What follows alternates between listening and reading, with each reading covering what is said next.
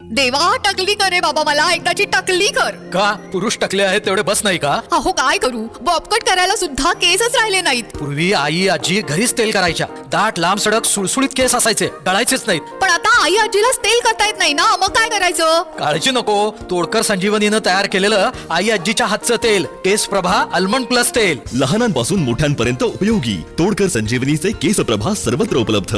ना याचं ना त्याचं आमचं. महागाई विरोधात राष्ट्रवादी शरद पवार गटाच्या वतीने जिल्हाधिकारी कार्यालयासमोर मूक आंदोलन करण्यात आले. देशातील वाढत्या महागाईच्या निषेधात शरदचंद्र पवार राष्ट्रवादी काँग्रेस पक्षाच्या वतीने सोमवारी जिल्हाधिकारी कार्यालयासमोर मूक आंदोलन करण्यात आले. पेट्रोल, डिझेल, घरगुती गॅस तसेच जीवनावश्यक वस्तूंच्या सातत्याने वाढणाऱ्या किमतींमुळे आर्थिक गणित कोलमडले असून जनतेचे जीवन अधिक कठीण बनले असल्याचे सांगितले.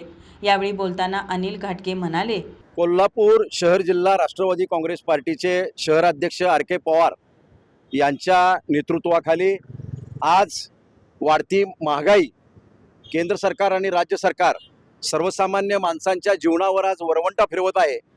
मध्यमवर्गीय, गरीब, झोपडपट्टीमध्ये राहणारा माणूस आज या महागाईमुळे हैराण झालेला आहे. पंतप्रधान एका बाजूला महागाईवर बोलतात आणि परदेशी दौरे करतात. एका बाजूला म्हणतात सोनं घेऊ नका. सोनं काय, गहू सुद्धा घेण्याची ऐपत आज सर्वसामान्य माणसांची राहिलेली नाही. आज देशातला 40% नागरिक हा अर्धपोटी उपाशी राहून आपलं जीवन जगत आहे. म्हणून आज आम्ही मूक मोर्चा या ठिकाणी एवढ्यासाठीच काढलेला आहे, कारण मी आंदोलनं केली, वरडावरडी केली, पण या सरकारला काहीच कळत नाही. 3 माकडांची अवस्था या सरकारची झालेली आहे. एक म्हणते मला काय ऐकू येत नाही, एक म्हणते मला काही दिसत नाही, आणि एक म्हणते मला काही बोलता येत नाही.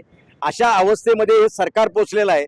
त्यामुळं आज आम्ही शहर जिल्हा राष्ट्रवादी काँग्रेस पार्टीच्या वतीनं हे मूक आंदोलन या ठिकाणी करून आदरणीय जिल्हाधिकारी साहेबांना मी निवेदन देणार आहे की केंद्र सरकारनं आणि राज्य सरकारनं किमान सामान्य माणूस अन्न, वस्त्र, निवारा इथंपर्यंत त्याच्या गरजा भागाव्यात, इतकी महागाई यांनी कमीत कमी आटोक्यामध्ये ठेवावी अशी आमची सरकारला मागणी आहे. आणि सरकारनं डिझेल आणि पेट्रोलचे दर जे वाढवण्याचा धंदा चालू केलेला आहे, खरं म्हणजे सरकारनं जे 50% टॅक्स सरकार स्वतः घेतंय त्या टॅक्समधले कमी करावेत.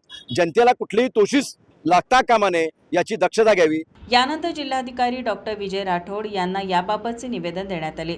तसेच महागाई रोखण्यास सरकार अपयशी ठरले असून सर्वसामान्य नागरिकांना दिलासा देण्यासाठी ठोस उपाययोजना करण्याची आवश्यकता असल्याचे आंदोलनकर्त्यांनी सांगितले. यावेळी आर.के. पवार, महादेव पाटील, फिरोज खान, धन्वंत डाफळे, आनंदराव पाटील, छाया नलवडे, गणेश नलावडे, राजाराम सुतार आदी पदाधिकारी व कार्यकर्ते उपस्थित होते. माझा महाराष्ट्र न्यूज, कोल्हापूर.